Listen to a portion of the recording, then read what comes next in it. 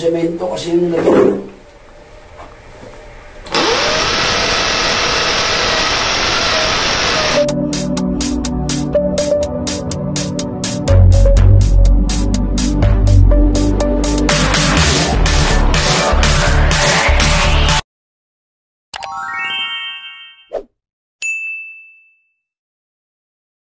Hey guys, magandang hapon sa inyo lahat. Sa magandang araw. At naway lahat nasa maayos na kalagayan. Nandito ako ngayon sa isang CR. Yan. At magtutubero tayo, no? Kasi ang request, maglalagay tayo ng shower. So yung dating shower nito ay condemned na siya, no? Yung hindi na siya pwedeng gamitin, nalaglag. So sabi ko, bumili na lang nung parang sa bidet lang yun. Tapos ilalagay ko sa taas. Kaya lang dito guys, dito yung paglalagyan niya. Ayan. Yan ang itsura. Ayan. So wala to. So kailangan ko mabaklas ito para mapalitan ng bago na meron siyang ganito at meron siyang lagayan ng yung isang outlet, no? Yung out ng tubig. Ayan guys. So, mag-start na tayo. So, gagawin ko dito, babarinahan ko para mabutas, parang hammer ba. Saka tanggalin ito, matatanggal ko ito. Let's start.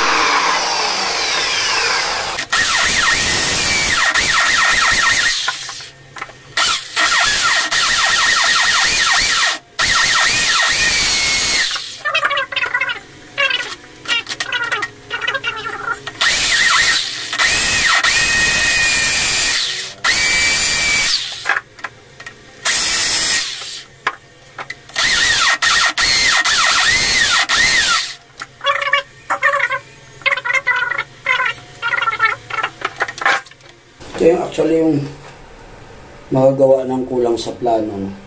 Kasi dapat dito bago ginawa to o bago tinapalan niya, bumili siya ng extension, in-extend niya yung kabitan nitong gripo para anytime pwede ka magpalit. Hindi mo na kailangan sa tuwing magpalit ka kung masira, ano, sample lang masira tong ganyan, ikutan, hindi mo na kailangan basagin pa ulit itong semento para magpalit ko ng gripo, di ba guys?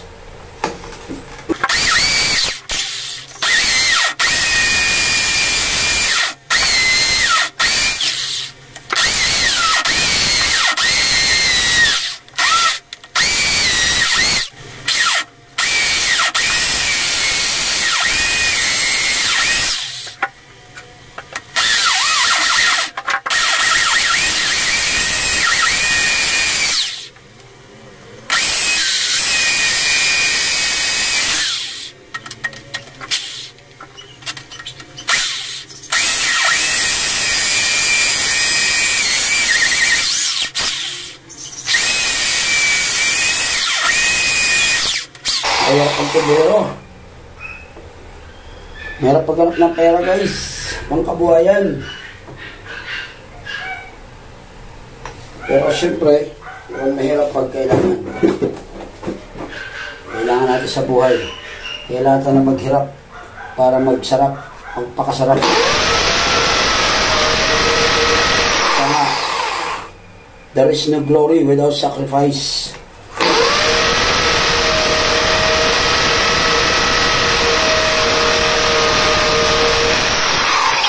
Walang problema. Wala na lang sacrifice, wala nang glory.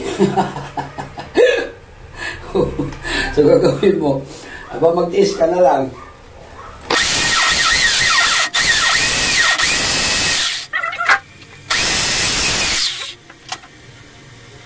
Yan, ngayon guys, naputasan na natin yan.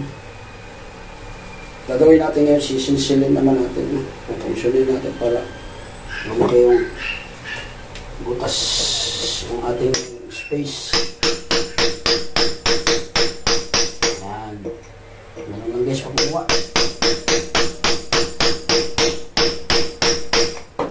Tsahin natin ng ganito.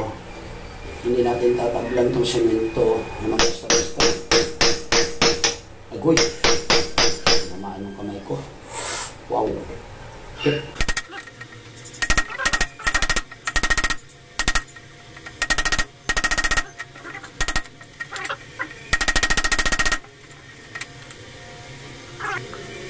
Yes, so, ito na guys, nakita na natin yung pinakadugtungan.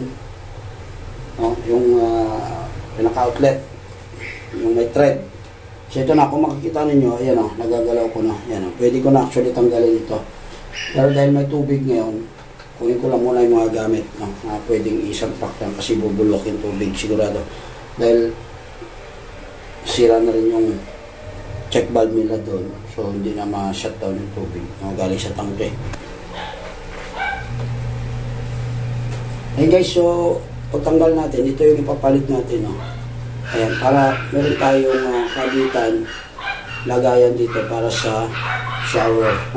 Ito kasing estilo ng gripo ay makaluma na guys. Sa ngayon kasi, pagka magpagawa ka, ganito na mga kinakabit para double purpose na siya. May papuntang shower, may papunta dito sa gripo, yung literal na gripo. Normal. Siyempre guys, lagyan mo natin ng tiplon to bago natin tanggalin yan para pagka natanggal natin ito kasi lalabas yung tubig, mas-pasok natin agad ito.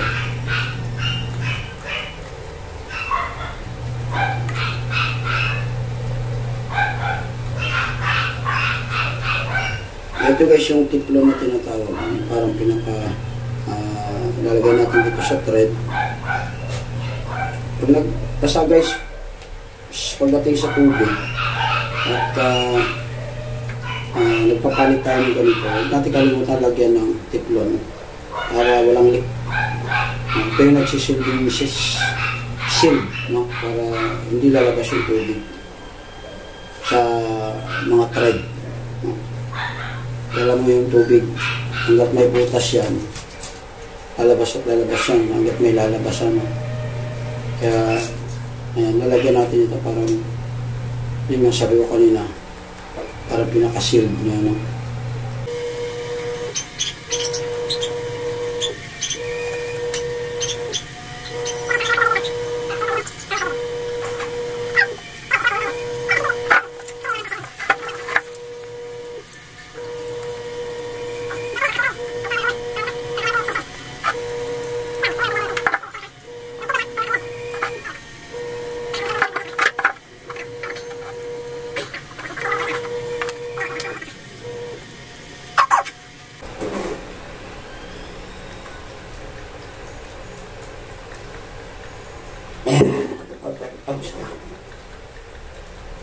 Ayan guys.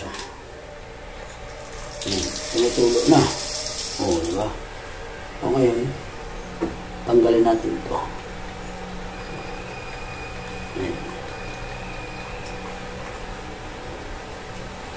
Tanggal ko yung dito sa baba.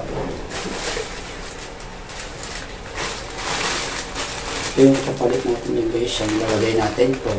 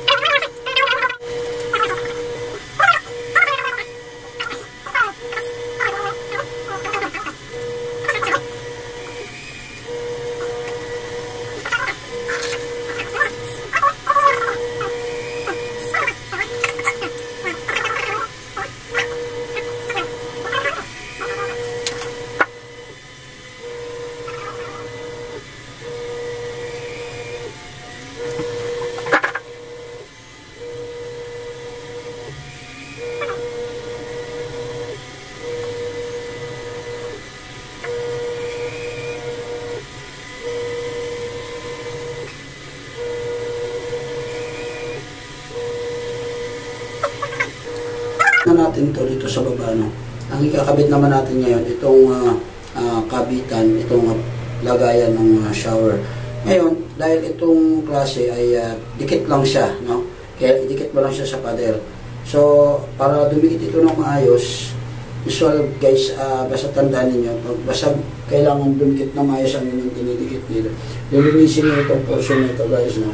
Ang panlinis dito ay alcohol, pinakamaganda, para kumapit yung adhesive nitong pandikit dito sa pader.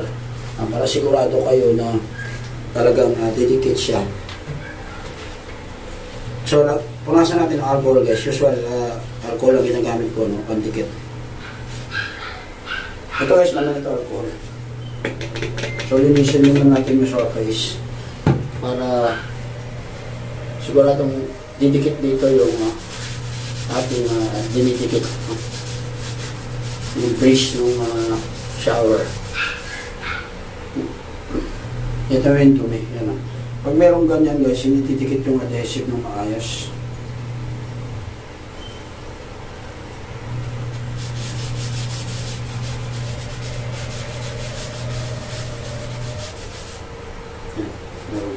Punasan natin yan hanggang sa mawala yung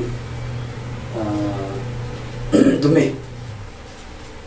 Nalagay ulit tayo ng alcohol dito.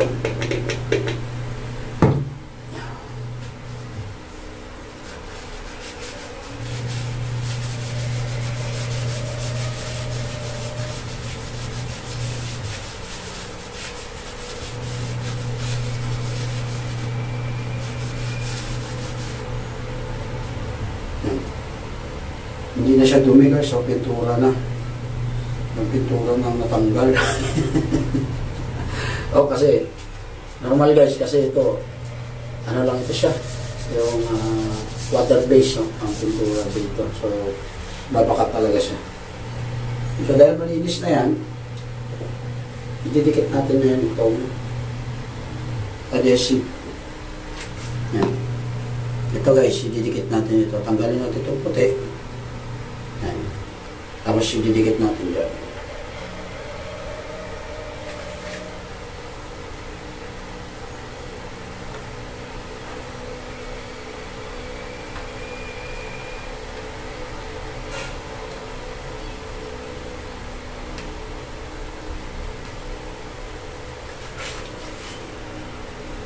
Yan.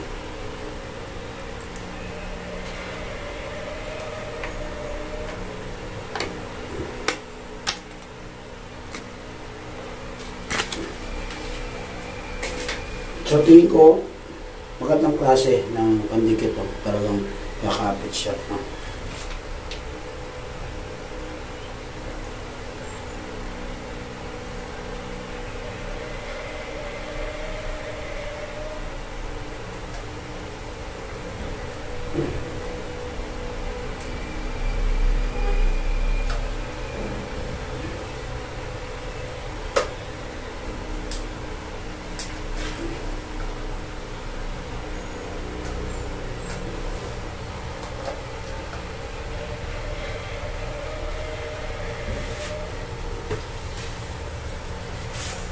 Yan, nakadikit na natin guys. So, lagay na.